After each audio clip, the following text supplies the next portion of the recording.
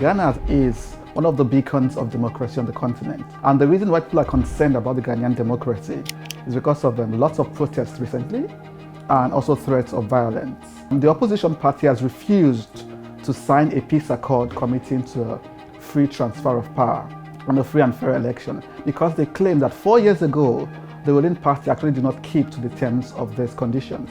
And it's quite concerning because neighboring countries around Ghana, like Burkina Faso for instance, had a military coup not too long ago.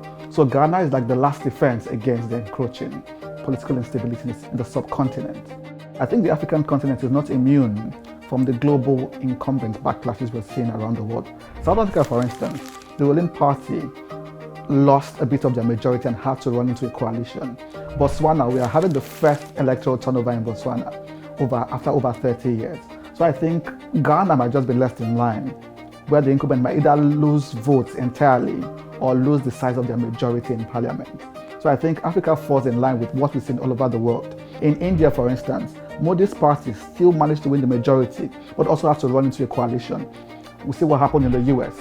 There's an electoral turnover, also in the UK. So I think Africa is just following the line of several other democracies around the world. Voters are not necessarily trooping out to vote just because they like the opposition, but they are trooping out to vote against the incumbent government. So voting against as opposed to voting for something. Mahama is not necessarily the shining savior of economic revival. There was power cuts during his tenure, there was water cuts, the living cost was very high.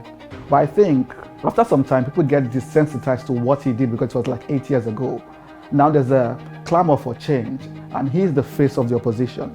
So I think it's more of a vote against the present economic woes, as opposed to a shining, ringing endorsement of the opposition that has actually failed in the past. And now Akufo-Addo came as a very well-educated, well-enlightened politician. But I think it's a combination of several factors where COVID happened and the heightened cost of living. However, there have been a number of scandals as well, like the National Cathedral. Lots of money has been spent on the cathedral, but very little to show. There have also been lots of protests about the cost of living. There was the Occupy Jubilee House protest. There was also another protest recently called the Galamsey protest. Galamsey is the word for illegal mining. A number of people are also concerned about the human rights violations in Ghana, and they're worried about how the government has handled the protest. Journalists have been arrested, and for the shining beacon of democracy on the continent, we expected better.